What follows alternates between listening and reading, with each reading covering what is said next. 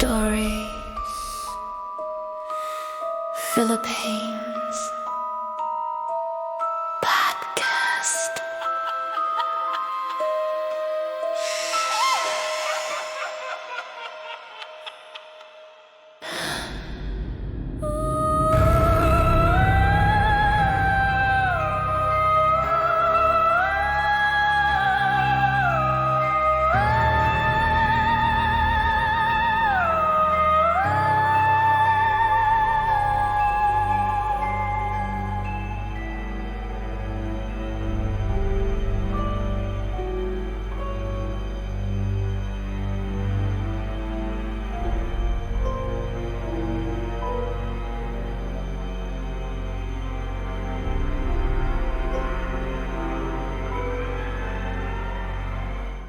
The rain outside was not a torrent, but a fine, insistent mist, turning the cobblestones of the old intramuros walls slick and dark. It was the kind of night when the shadows in a room lengthen and seem to acquire a slow, deliberate movement all their own. You could almost hear it then, cutting through the static and the hiss of a failing vacuum tube. A voice, low and trembling, perhaps a young woman, perhaps an old witch, whispering a story of a capre smoking a massive cigar atop a century-old mango tree. She wasn't speaking to you, not directly, but to a vast, unseen audience huddled around glowing dials in living rooms across the archipelago. This was not a television screen or a flickering computer monitor. This was the dark, intimate theater of the mind, broadcast live from a studio in Manila sometime in the 1950s. It was the birth of a nation's collective nightmare, spoken into the air itself. I am Jessica, and you are listening to a bonus episode of Stories Philippines podcast. This episode contains dark themes and unsettling imagery. Listener discretion is advised. We are used to horror being a visual medium. The sudden jump scare, the slow reveal of a monstrous face, the blood-slicked knife caught in a beam of moonlight. But for generations of Filipinos, fear came first as a sound. It arrived on the airwaves, traveling from city to distant province, carried on the invisible shoulders of radio waves. It was a golden age of teleserye, the dramatic serials that shaped the daily lives of millions. And among them, the horror anthologies reigned supreme. They were called many things: Gabi ng Lagim, Night of Terror, Hiwaga sa Dilim, Mystery in the Dark, but their function was singular: to exploit the innate human fear of the unseen, the overheard, the thing just beyond the periphery of our senses. Imagine the year, say, 1962. In a small town like Tanay, Rizal, the electricity is still flickering, or maybe non-existent after 7 in the evening. A family gathers around the only source of light and sound, a massive wooden radio, its speaker covered in a fine gold-threaded fabric. Outside, the crickets chirp and the air is thick with the smell of damp earth and blooming sampaguita. Suddenly, the light-hearted music stops. A narrator, his voice deep and gravelly, begins to speak. There is the sound of heavy chains dragging, the mournful cry of an infant, a door creaking open, and then a silence so profound it seems to swallow the very crickets outside. The terror was not just what the story described. It was the sonic architecture of dread. It was the space the storyteller left open for your own imagination to fill with the specific localized fear of your village. Was the sound the heavy footfall of an Aswang shapeshifter outside the window? Or was it the rustle of the old woman's shroud who died last week? The radio didn't show you the monster. It only gave you the sound of its This intimate relationship between sound and fear has deep roots in Filipino culture.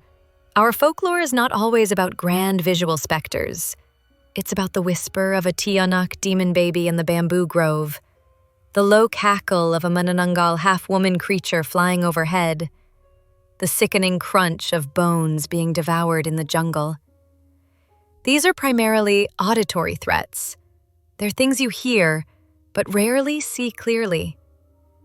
This oral tradition, passed down in the shadows of the nipa hut, found its perfect modern echo in the radio serial.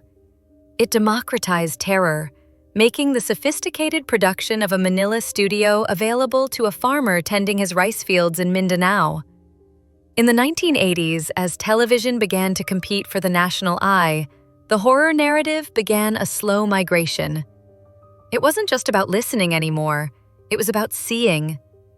But even as the visuals became more prominent, the radio style, the reliance on voiceover, dramatic sound effects, and a pervasive atmosphere persisted. Films like Shake, Rattle, and Roll began to capitalize on this, blending the cinematic with the familiar, parochial fears of the radio age. They were still telling stories of the creature in the nearby forest, the haunted house on the next street, the ghost that looked like your grandmother. It was a homegrown horror, a terror made specific to the landscape and the people. But let us consider another shift, one that took place as the 21st century dawned. The radio serials faded into nostalgia. The new medium was the internet cafe. Think of the year 2005. Maria, a high school student in Cebu, is sitting at a dimly lit computer terminal, the air thick with the smell of stale cigarette smoke and cheap instant coffee. The humming of the server rack is a constant drone. She isn't listening to a polished radio drama. She's reading. She's navigating the first iterations of Filipino online forums, message boards, and early blogging platforms. This is where the horror of the new generation took root, in the creepypasta and the urban legend reborn as text. Suddenly, the monster wasn't just local, it was global. Stories of the Slender Man found a disturbing new home alongside the local legends of the Balete tree spirit. But the Filipino twist was always there. The tales that truly resonated were the ones that felt immediate and personal. Ghost sightings in the mall, the cursed chain letters sent via Yahoo Mail, the eerie story of a haunted computer game downloaded from a torrent site. These stories were often written in a hurried, unpolished style, claiming to be real accounts from a friend of a friend. The fear was amplified by the inherent loneliness and anonymity of the internet cafe experience, being surrounded by people, yet utterly alone with the terrifying words on your screen. This was the horror of isolation in a crowd. It is a fascinating parallel. The old radio serial relied on the power of an authoritative voice to weave a believable lie into the air. The new internet horror relied on the verisimilitude of the amateur voice, the rushed, lowercase confession of a fellow netizen claiming to have just experienced the haunting. It was a shift from the performance of terror to the documentation of it. If you have your own account of a strange encounter, perhaps a story your cousin told you about a midnight taxi ride, or an unsettling sound you heard while working the night shift, we'd like to hear it. Submit your stories to storiesphilippinespodcast@gmail.com. What ties these disparate eras together, the radio studio, the village home, the internet cafe, is not just the subject matter, but the Filipino relationship with reality. The line between folklore and fact is intentionally, beautifully blurred. We do not just tell stories of the paranormal. We often treat them as historical accounts, as warnings, or as spiritual records. For us, a ghost is not merely a metaphor for trauma. It is often the direct, spectral manifestation of an unresolved injustice. An aswang is not just a monster. In some narratives, it is a commentary on greed, class struggle, or the violation of communal trust. Consider the psychological dimension. The radio serial provided a controlled scare, a communal ritual of fear. The shared experience, the collective gasp, bound the listeners together, validating their cultural myths. The rise of internet horror, however, suggests a more fragmented, personalized fear. It's a reflection of modern alienation, where the monster can be lurking in the deep web or the dark corner of your own bedroom, accessed through a glowing screen. Yet, even in this digital space, we seek connection. We read the comments section looking for others who have experienced the same digital fright, attempting to rebuild a virtual community around a shared fear. You can find show notes, links to historical references, and support options for the podcast in the description below. This evolution is not a loss of tradition. It is a transmutation of it. The radio taught us how to listen for the monster. The internet taught us how to look for the monster hidden in the text. Both mediums use the inherent gaps and shadows of the format to let the true fear, the fear that comes from within, take root. When the radio narrator described the sound of wings beating, your mind provided the image of the Manananggal's split body. When the internet post describes a figure standing in the darkness of a photograph, your mind fills in the specific details of the Filipino ghost that you know, perhaps a white lady from a local urban legend. If you'd like to delve deeper into the specific histories and cultural contexts that inform our episodes, access exclusive bonus content, and help us keep the lights on and the sound effects haunting, you can find options on our Patreon. Following us on social media for daily folklore facts is also a great way to stay connected. The old radio set is silent now, a relic gathering dust. The internet cafe has largely given way to the omnipresent smartphone. But the stories have not stopped.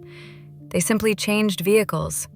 They now reside in the TikTok video with the chilling sound effect, the Viber group chat forwarding the ghost photo, the true crime podcast that begins to intersect with the truly unexplained.